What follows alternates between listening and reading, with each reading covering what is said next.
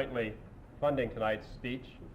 We have with us tonight Harry Kent and Keith Lober from the Colorado Mountain School, who are living the dream that many of us part-time mountaineers only can imagine, that is, climbing and instructing and skiing year-round. Those of us who spend 2 to 3 happy weeks doing that can only guess what it must be like to do that 12 months a year. And tonight we have professional guides who not only climb extensively in North America, but have made the first winter ascent of the Eiger Nordwall, which will be the topic of tonight's speech. And not only have they climbed extensively in Europe, but they are familiar with most of the major mountain ranges in North America and have even climbed in Mexico, I guess, not to mention Alaska and Canada and so forth. So we have with us tonight 2 of the premier climbers in America today. They'll probably demur to hear me say that, but if you read the Alpine journals, you'll see these names frequently. And I'm pleased to welcome Harry Kent and Keith Lober.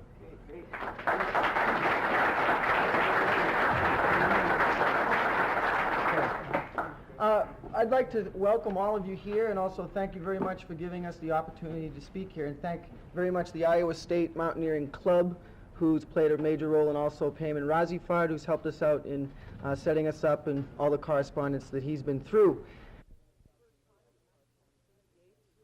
Keith and I were the first Americans to climb it in winter. I think on some of the advertising it says the first Americans to climb the wall. Well, certainly that's not true. It was first climbed in 1965, I believe, by John Harlan and Conrad Kirsch. That was the first American ascent. Conrad Kirsch was not an American, but John Harlan was.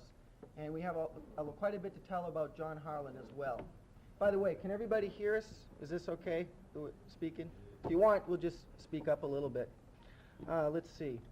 We're out of Colorado, Estes Park to be exact. We run a climbing school there called the Colorado Mountain School. We offer basic instruction in rock climbing, ice climbing, skiing, and various other outdoor activities, in fact. We brought along a few brochures. Some of you may have not been able to pick one up, but there's some on the table. If you want, feel free to pick one up as you leave. And if you ever have any questions about climbing or anything, feel free to give us a call.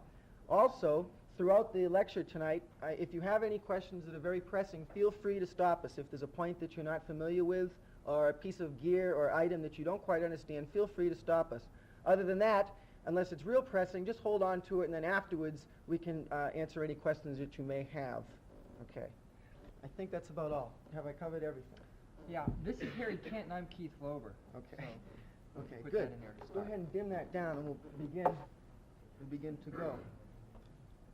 Let's see. Okay. Good. It keeps going down. It's real slow, kind of. Okay.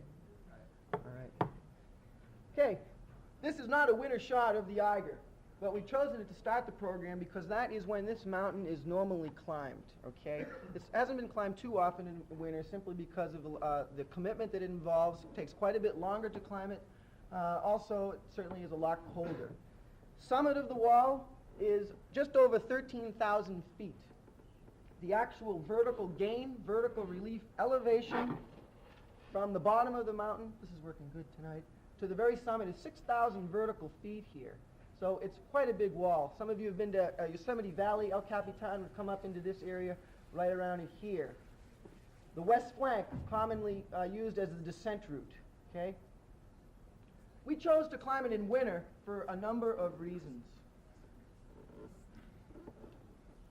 Now, climbing, our reasoning for climbing the Eiger in winter started off with the fact that Harry and I are both professional guides, and the summer is our busy season, and we're not able to get away and climb as freely as we'd like to in the summers anymore.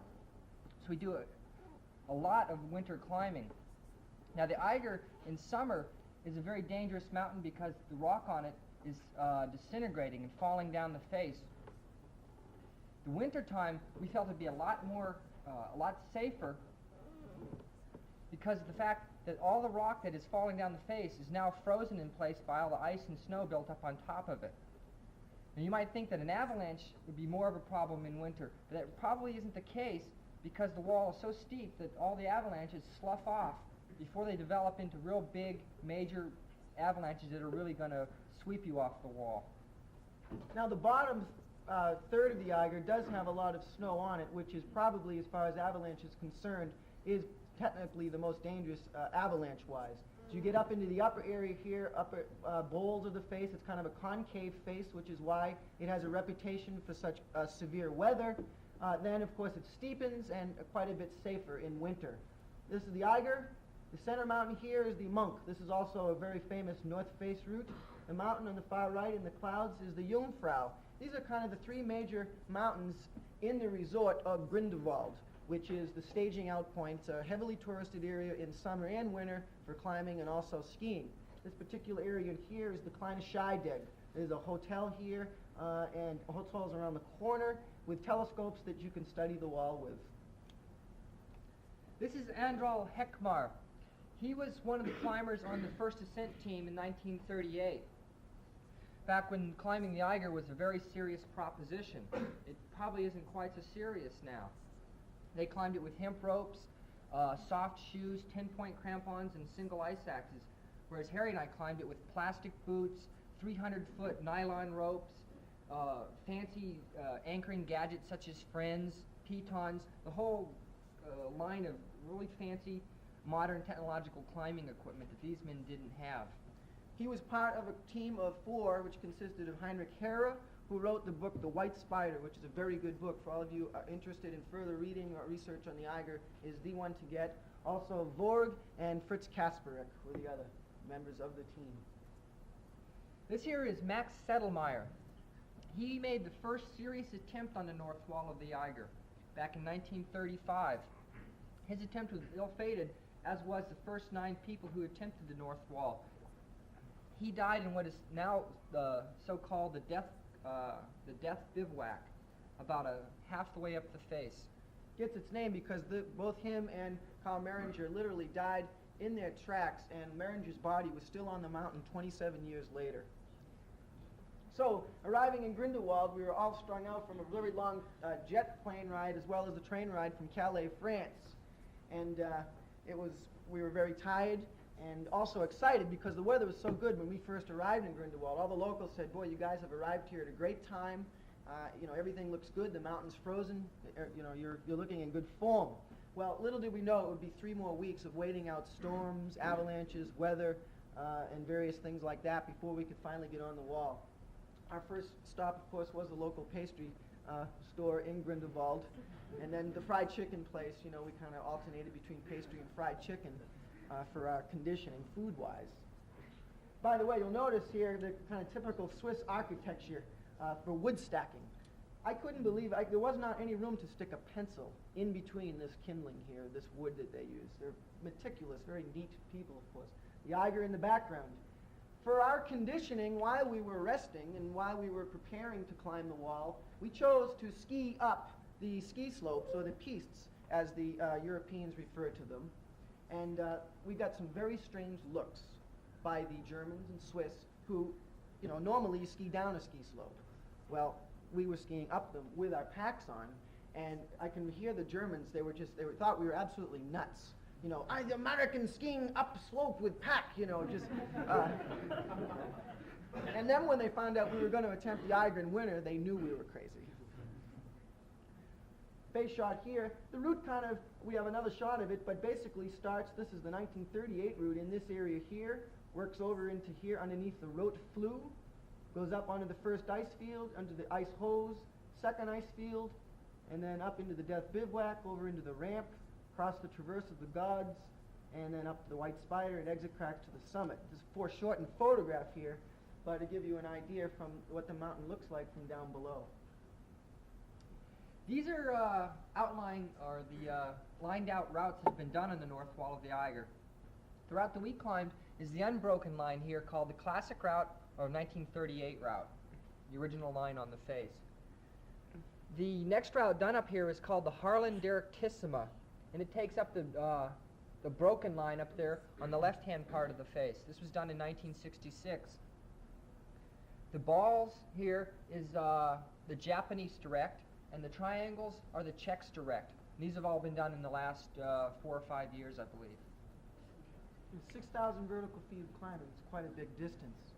So here's where we ended up spending quite a bit of money, in fact about $50 a piece. These telescopes take Swiss half-franc pieces. And having forgotten our binoculars in Colorado, we had to spend quite a bit of money just plopping these things in the telescopes, and you only get about a minute, of viewing before the shutter stops off. So it was an expensive mistake that we made. We eventually got kicked out of this area for hogging the telescopes. The guy didn't like to have the climbers hanging around, so he kicked us out. We had asked him if the wall had been climbed yet this winter, and he informed us that it hadn't. 2 attempts had been made, one of them by a German team that had to be rescued off the lower flanks. They were rescued with all of them having frostbite so severe that they amputated most of their toes. So it wasn't a very good note for us to hear. We agreed no asking questions after that. While we were waiting to get on the face, we were witnessing some real large avalanches. Difficult in this photo to get at the size of this one, but this here is about 3,000-foot wall or mountain face outside of Grindelwald, so it certainly is huge. We had a good view of these from our window. A lot of our time when we weren't climbing was spent taking care and maintaining our equipment here, lining it up and looking at it and playing with it, basically what it amounted to. You'll notice the jar of peanut butter over on the side. This is mandatory for someone who's addicted to peanut butter and traveling in Europe. It's very hard to find there. This is our impedimenta that we carted up the wall. About 35 pounds per climber here. 8 days worth of food. Everything to survive for 8 days on the wall was brought here. This section here is all food. Consists of everything from Chips Ahoy cookies, which we smuggled into Europe, to big slabs of butter and some very expensive dried meats. Everything is designed to be very easily cooked and have a lot of calories in it. We're dealing with real extreme cold temperatures, so you want to have a real high-calorie diet. We have a stove over in the far corner. You want to hit that. This thing right here is a bivouac stove with 2-quart fuel bottles. It's an MSR. Temperatures run around 25 below zero, so there's no means of having water unless you melt it yourself. Very crucial, very important part of equipment on the wall. Our technical hardware consisted of this stuff in this area. 35 carabiners, the aluminum oval snap links that attach you to the rope. Pitons, these are iron spikes that are hammered into the rock. They turned out to be very crucial on this climb. Nuts didn't take very well in limestone rock. Eventually we ended up leaving behind the nuts that we did bring, simply because they don't work in this particular type of rock, and it was just surplus weight. We carried a mechanical device called a Friend, a new technological advance in climbing, and they worked extremely well. Carried 5 ice axes. Normally a mountain climber carries 1. We carried, what's that? No, go ahead. We carried extra tools so that if we broke any, we'd have surpluses. As it turned out, we grossly underestimated our supply of ice axes. They're around $100 a piece. We ended up breaking 3 of them on the climb. Hard hats, these things here and here, are mandatory for any serious alpine routes, and especially true on the Eiger. Our sleeping bags up here, 6 pounds of down. Very big, very warm bags, probably rated around 40 below zero. Let's see. Oh, our boots. We used a modified Koflak plastic double boot. It's kind of like the high-tech boot of the modern technical mountain climbing. It's designed purely for extreme cold technical ice climbing. It has a plastic shell with an insulated inner boot. It's actually another shoe that you put on inside it that's just insulation. We have a super gaiter on the outside of that, an overboot for just for warmth. Crampons strapped onto that.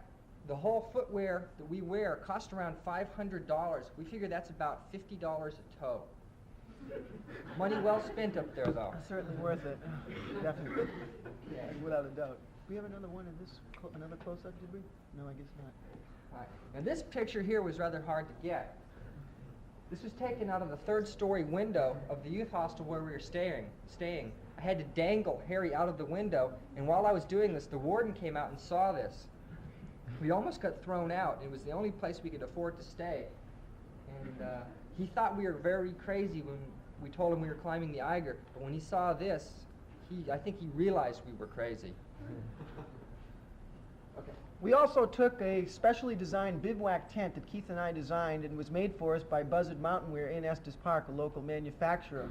It's made out of Gore-Tex. It's designed to be pitched on a ledge. It's very small, very lightweight. There's only enough room for 2 human beings and 2 rucksacks in it.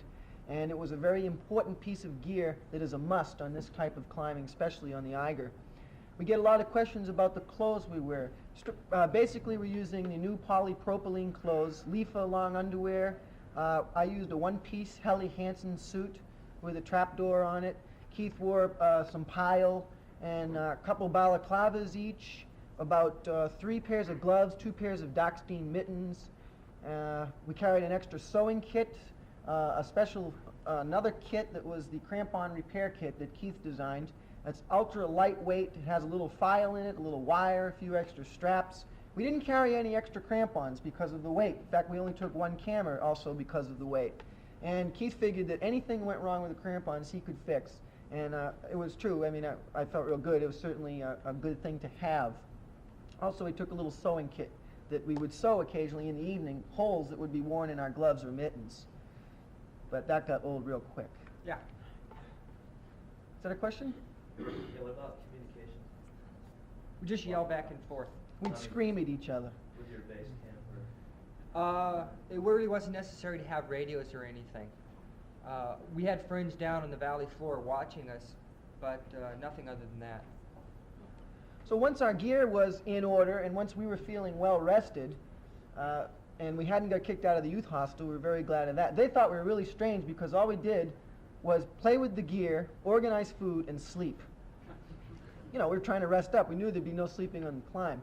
And it was kind of hard because the weather was getting terrible. It would be good for one day, then we'd get a very bad day or a couple days. And the mountain is such that it takes 2 or 3 days to set up, or actually 2 days, to have the new snow slough off after it's fallen, to have it consolidate a little bit. So we were witnessing some huge avalanches that were blocking the road into Interlaken. Those are railroad tracks there. Amazing things. We figured, God, if this is going on down here on the mountain, it must be incredible. And it was. We were witnessing some big ones even coming off the north wall.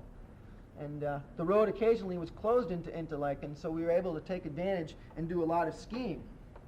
Now, we didn't come over here to ski. We came over to climb, and we were the only people in Grindelwald who were complaining about the snow. We were very unpopular with the skiers. We should have brought our snorkels and left our climbing gear behind. The skiing was astronomical. It was the best ski year they had there that March. Okay. Okay. The train tunnel. We need. Okay. Now, the next series of shots here were some that I arranged. I ran into a BBC film crew in a bar and talked them into hiring Harry and I to work on a movie they had already been working on the North Wall. They were doing a documentary on the Eiger, on past climbs of the North Face. And since we were already, suited up and ready to go onto the North Wall, what do you got going? Nothing. I didn't do that. Whoops. Apparently, they've switched. Okay. Okay, where was I? Brief intermission. I don't know. Well, let me backtrack a second. I talked this film crew into hiring Harry and I to work on the filming on the face. And what that consisted of was riding a train up inside the Eiger. Back in the 1890s, the Swiss are incredible engineers. They dug a tunnel through the north wall of the Eiger. And in doing that, they dug a window out onto the face to dump rubble out of. And we were using this window as an access for the filming. We'd ride the train up and then step out of the train, out this window, 2,000 feet high on the north wall of the Eiger. Next slide. Show them where the train goes and where the window right. is. This whole area down here is the Kleine Scheidegg ski area. We would ride a train up to this point behind this little shoulder here. And from there we would switch trains and catch one that rode up inside the mountain to this point here and then get out and climb out onto the face. And this is 2,000 feet high on the wall. Now, to put this in a little perspective, Imagine yourself riding an elevator to, say, the top of the Empire State Building, and having someone open the door of the elevator and having them tell you to step out of a window on a ledge 2,000 feet high, just and hang from a 7mm rope, a very tiny little rope. But Needless to say, they had to coax us out of the window.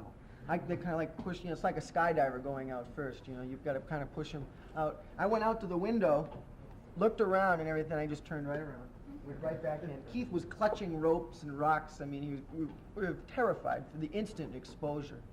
It's that instant exposure that gets me. It's not the gradual. I can take it when I'm coming up from the bottom, but if all of a sudden I'm out looking over something, I'm terrified. This picture has two climbers in it. I'm not sure you can pick them out. One here and one higher. These men are Jumaring, mechanically climbing fixed lines that had already been put up on the face. They're camera people going up for the day's filming. This area here, for the climbers who are perhaps interested in candidates for the Eiger North Wall, is referred to as the Difficult Cracks area. It's one of the hardest sections of climbing on the wall. It's fairly steep, and it involves perhaps 5'7", 5'8" climbing. The Eiger being a historical mountain, it has such history with it. The first 9 people who attempted it died on it, is named. Different sections of the mountain have names. Like this is the Difficult Cracks. Up above we come to the Hinterstoisser Traverse, named after André Hinterstoisser. It has names, and it's a very historical mountain. This shot here has quite a bit of history with it. In 1966, there was a very great tragedy on the Eiger Nordmond. A fellow by the name of John Harlan, who was attempting the Directissima with Leighton Core Dougal Haston, fell just below the White Spider area, 5,000 feet down the wall. He was ascending or Jumaring a fixed line, and it was a 7mm rope that had quite a bit of wear on it, and it broke while he was ascending it very high.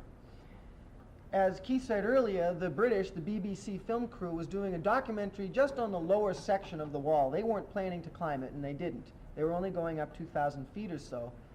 In order to reenact that fall, to get an idea of what that would be like, they dressed up this orange dummy here into the exact clothes that John Harlan was wearing when he fell. Same yellow helmet, same orange suit, Dockstein mittens, he had a pack on, 100-pound dummy, and then had Ron Fawcett here traverse over to him, hold the dummy above his head, and throw him off while Keith and I watched on.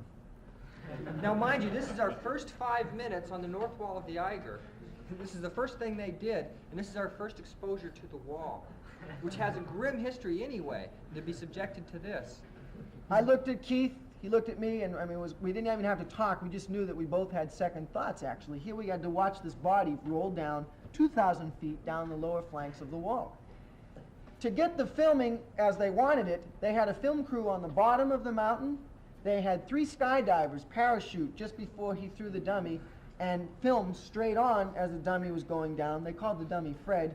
And they also had me photographing from where I was. If that's not enough, they had a styrofoam or kind of a big foam ball that they packed a 16mm movie camera in, taped it all up so the lens was sitting back inside the ball, put it on automatic run, and rolled this ball off the mountain. They seriously wanted the effect of a fall. I was terrified. I didn't want, I was just, all I wanted to do at this point, seriously, was just kind of go back inside, eat some pastry and things, just kind of settle down, and didn't really feel like being out there. Shot here of John Harlan, who was killed on the wall, on the right. He was the driving force in this climb. They've since named the climb after him, the John Harlan route. In the center, also, Dougal Haston from Lausanne, Switzerland, which he was killed in a skiing accident several years ago. And then Leighton Core, the fellow on the left. This picture is taken in 1966 by one of their friends. Leighton Core is still alive and living in Colorado, has since given up climbing. And this was the last climb that he actually did ever. After this, he gave it up. They ended up doing the climb, at least the climb was completed by a mixture of Dougal, who's in the center, and also 3 other Germans. All of those people who were above the fixed ropes when they broke went on, and all those who were below stayed down below. And that's sort of how the climb ended. They ended up getting to the top. As you can see, They take pictures of their gear just like we do. We take after them, sort of. Here. Okay, while the filming was going on, I'm not much of a cameraman, so my job was to make soups and coffee and brews, tea for the Englishmen on board. Now, while we were doing this, or while I was doing this, I was tied in numerous different ways. I'm tied into both these ropes here. I'm tied into these 2 carabiners here. I'm tied directly into this red rope, and I'm also tied into these 2 mechanical rope clamps here. I was taking no chances. Now this here is Eric Jones, a very prolific English climber. This man has actually soloed the north wall of the Eiger in summer. He climbed it alone. Very brave, considering his belay right here consists of his right hand holding on to that 7mm rope. Now mind you, he's 2,200 feet into the air on a 60-degree ice slope. Ron Fawcett here, beginning to fix a rope or two across the Hinnerstoiser Traverse, named after Andreas Hinnerstoiser, who pioneered this key section of the route in 1936, I believe, or 7. Now, as Keith said earlier, Eric Jones made the first British solo ascent of the wall. He climbed it alone. In order to reenact that, what they did was they strapped the 16mm movie camera onto an aluminum frame, strapped it to his rucksack, and sent him out going across this traverse. You got to go all the way to the left, 120 feet. Put the camera, of course, on automatic run, and then that was to simulate what it would be like climbing alone on the Eiger. Now, of course, every time he'd lean in, it would shoot down below or to the side or whatever. And to reenact that, mind you, it's 25 degrees below zero, he had to strip down to his summer clothing. And I was just kind of laughing. This poor guy out there, and they made him go back and forth across it. It wasn't like he just did it once or twice. I mean, it was terrible. He was freezing. There's no gloves. It was really funny. There he is going across. You can kind of see the village of Grindelwald down below there in the left-hand corner. By the way, he's climbing on rope tier. There's no belay. He's just hanging on to the fixed rope that they have going across the mountain. He's very brave. I'm certainly not that brave. In fact, I'd be terrified if I was in his shoes. Keith, same way. How come you're using a 7mm rope instead of a 9 or 11? We didn't use a 7mm rope. The camera crews had 7mm ropes fixed on the mountain, and that was just probably economics. They decided to use those. Singles or doubles? Single. Singles, because these were fixed lines. These weren't running anchors. These were just for jumwaring and rappelling. Did you have any problems with jumars on the ropes, icing up and stuff? Yeah, That was it. at times major problems. Yeah. So you use 11 then? We used a 300-foot 9mm for our ascent. It's a continuous strand for 300 feet, which is a necessity on the Eiger, I feel, for safety reasons, because the belays are not very good. You can't stop every 20 feet and get a good anchor. So occasionally you'll have to do a very long run out to find a good stance or to find a good anchor. With that 300 feet of rope, you're allowed a greater safety margin. Also, 9 single and not double? 9 single, yeah. This here is an Alouette 316B. This is the premier helicopter for modern technical mountain rescue work. Winch equipped, computer equipped. It has sensors on board that can tell the pilot how far off the mountain he is. He pulled his chopper in below us and to the side of us, and his rotors were less than 3 feet from the wall. It's piloted by Hans Strobel, one of the best in the Swiss Alps, and he's done numerous rescues off the north wall of the Eiger. If he had chose to, at this particular time, he could have winched us off the wall where we were. He got within so close to us that he'd come in and hover right, level with us, and we could see him smiling and waving at us. And then I would look over at Keith, and Keith would be kind of wincing and whining and grinning and just all kind of terrified. I mean, it's a terrifying thing to be on the wall. You're already afraid enough as it is for avalanches and where you're walking and foot, and all of a sudden the helicopter comes in with its rotors just blaring away. It's really unnerving.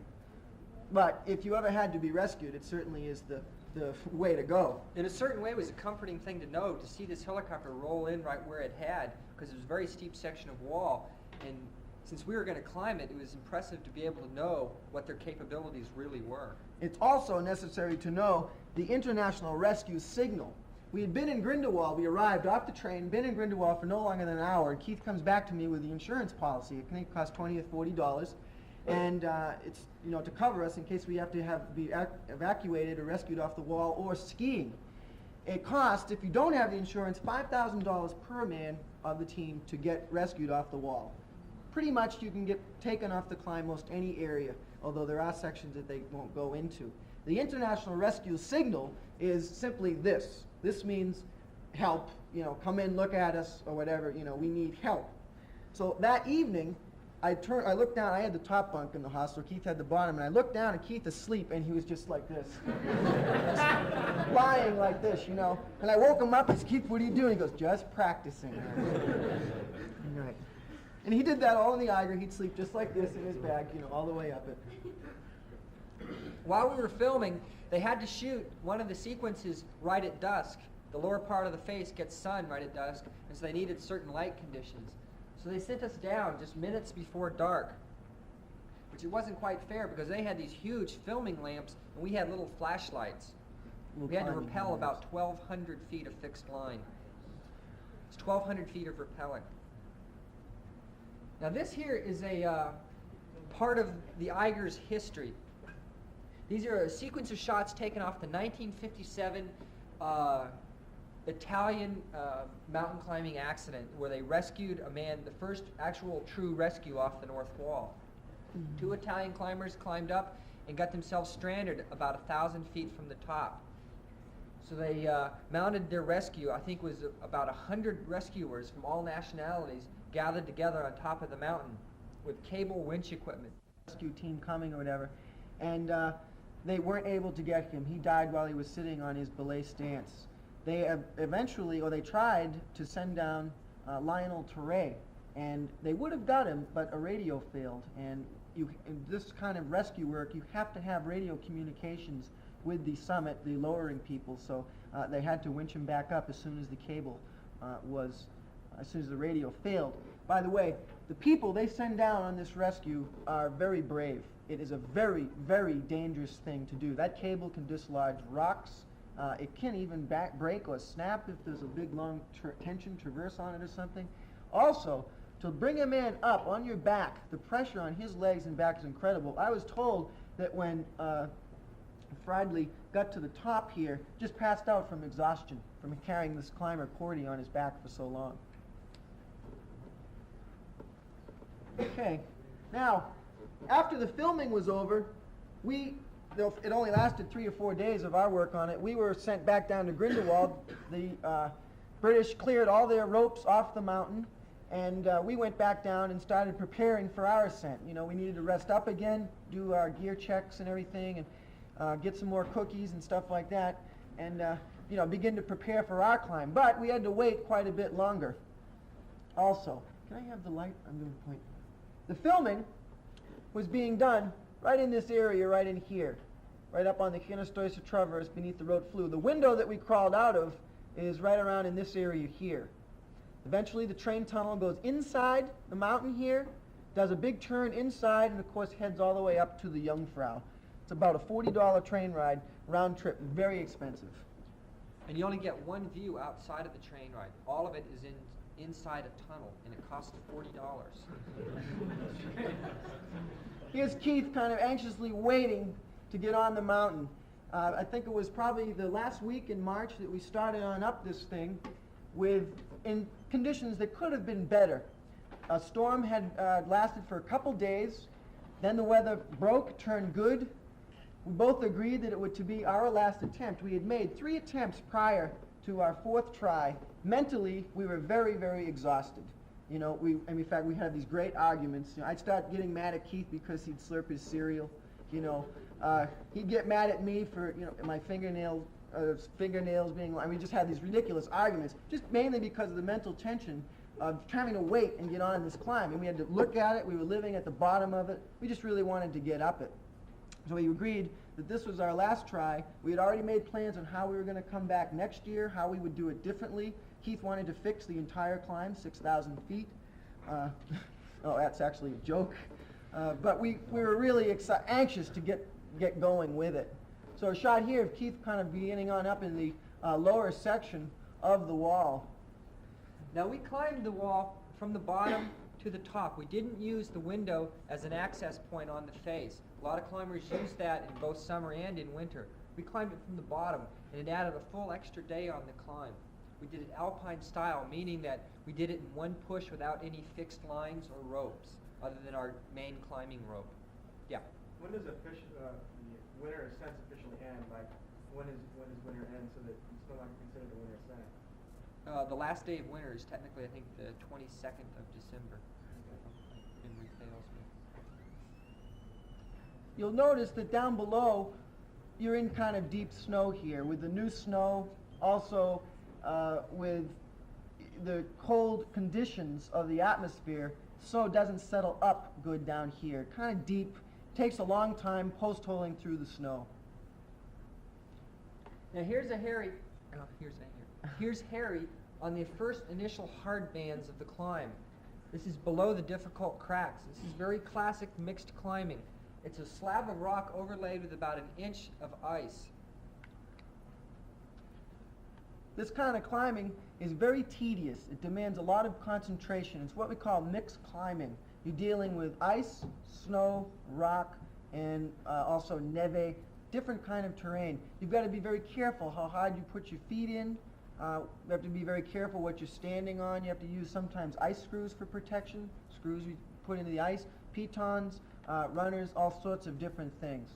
And it's very time-consuming sometimes, this kind of climbing. Very demanding. We both personally like this kind of climbing. It's very enjoyable. Now, give a little description of how one climbs with a climbing rope for people who aren't initiated to such. A climbing rope is used very similar to what a tightrope walker would use a net for. It's not an assist in actual climbing, but only as a safety net if one were to fall. The means of doing that, where's that pointer? So these ropes are tested around 5,000 pounds, so basically they will not break. So without the use of anchors and modern belaying equipment and techniques, the rope would be a liability to him. So as Harry climbs up in this picture, he's hammered a piton in here in this corner and anchored his rope to it. So if he were to fall off, it would act like a secure point on the wall, somewhat like a pulley. So he couldn't fall very far, and he definitely couldn't pull me off. The rock on the Eiger is limestone, and it took us a couple hours to get used to climbing with it with our crampons on. We're used and done a lot of training for a couple months just before we left for the Eiger in Colorado, which is granite. And it was quite a bit different. I felt that the crampons, they were slipping off a little bit more. It was definitely a different kind of rock. Also, you'll notice on the right some of the horizontal cracks that exist on this mountain. This is hard to climb on. From a climber's standpoint, you want pretty much vertical cracks. This lends itself to a much more secure and I think safer ascent. I feel more secure on it. It also makes the cracks much easier to find if they're vertical when they're snowed up. They're very difficult if they're laying horizontal because the snow fills them in. Our first night was spent at the Wet Cave Bivouac. This is given its name because in summer it's generally dripping with water. This is just arriving and getting our cave dug out. It's completely enclosed. It was so well enclosed and protected that we didn't even put our tent up that night. We just dug out a nice little slot in it and crawled in. We hammered pitons into the wall of the cave and hung all our gear up. It's very important to keep your gear neat in case you have a storm that night and you get a lot of snow drifting in on you, so you can find it the next morning. Tell 'em about the roof. Also, there was some interesting names etched and kind of scratched underneath our helmets here, which don't quite show up on the photograph. Very ancient names, historical ones. I think, I'm sort of forget, Rubefe, and other very well-known climbers had written their names on this wall. And in the middle of the night, I kind of heard Keith kind of scratching on top, sharpening his ice axe, certainly trying to get his name in there. Did you ever get it? Did you? Okay. Getting to the bivouac, first thing that happens generally is you make a nice little platform for the stove. That's the first thing that gets out. We didn't carry any water during the day on a climb because it would freeze. Also, it was a lot extra weight. We didn't drink anything during the day. We drink as much as we could in the morning, as much as we could in the evening. Speed is of the utmost importance, in an alpine climb of this nature, which is why we also chose to do it as a two-man team. We considered a 3 or even a 4-man team, but it's slower, and we felt actually in the long run probably a little more bit more dangerous. That point is negotiable, though. If an accident happened, you'd want a lot of people up there to help out. So you're drinking as many liquids as you can in the evenings. Sometimes it takes 2 or 3 hours with the stove going to replenish your liquids. You're making them, of course, out of snow and ice because there's no running water up there in 25 below zero. Keith's deciding to look for the cookies, the ones that we brought over from Colorado. But I know better than to let him carry cookies on a climb like this. So I always take them in my pack. On our first night, beautiful night, very still, reasonably warm. Looking out our cave door, about 1,500 feet up in the air. Looking kind of due west here over into the Lauterbrunnen Valley. Set the alarm on the Ocasio watch for, I think, 3:30 or 4. Takes a couple hours of brewing liquids, putting gear on and stuff to get going. Then you have to stick the alarm in my hat, because if you have your arms in the sleeping bag, you can't hear the alarm. And we were both really paranoid of oversleeping up there. But it wasn't a concern after the first few days because we really weren't sleeping. Wake up, first pitch in the morning was really hard. 90% of the Eiger was climbed with rucksacks on. One can't afford to take the time to take your rucksack off and haul it. But on certain pitches, when they're extremely difficult, when they're extremely technically difficult, you have to take your rucksack off because you need all of your ability to climb. This particular pitch is directly below the difficult cracks, and it consisted of a 40-foot head wall that was devoid of snow or ice. So Harry had to rock climb it up this slab that didn't have any protection. Now, he finally ended up climbing directly over my head, and because he didn't have any protection, if he were to fall off, he would land on me. And mind you that he had crampons on his feet. He would have 24 points on him. So here's Harry traversing back and forth. You've got another shot here to give you an idea of some of the steepness of the wall and also the nature of the protection you get. It's very common that you just simply don't have protection where you would want it. And you do not want to fall up here, certainly. Keith looking in brilliant form here, beginning the difficult cracks, generally 5.7, 5.8, very steep.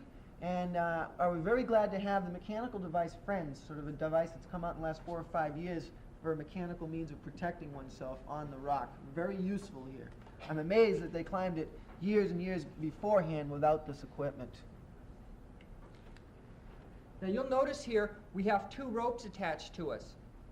That's because in this particular section of the climb, we had our rucksacks off, and we had to have a means of hauling our rucksack. If you'll notice here, the blue rope is tied into 2 anchor points. So if I were to fall off, I couldn't fall very far. The red rope here is used to haul the rucksack up. This is a rock band, and it was climbed with crampons on, as was the whole climb. We never did any climbing without our crampons on, no matter whether it was rock or direct aid or whatever. You can't afford to take the time to take off your crampons, especially with the cold and also the nature. It's always changing, and you never want to be caught with them off on rock. So you've got on ice, so you've got to always wear them. What's your opinion of foot fangs then? I don't use them. They're a bit fragile, I think, for this type of climbing. They're fine though. We use Chouinard hinged crampons simply because of their reliability. They have a real good reputation for holding together. I feel that the foot fangs are very good for vertical waterfall ice climbing. Very good. But for mixed terrain, where you're really beaten on them, where you're really using those feet a lot, we did a lot of rock climbing, and you hit in and you'd miss and hit rock and stuff. I felt a lot more secure and a lot more comfortable if something were to break with the Chouinard crampons. How come you didn't use rigid? They're not good for mixed climbing. They're a little more fragile too, and this is very important that you don't have any equipment break or keep your breakage down to a minimum. And rigid crampons are notoriously fragile.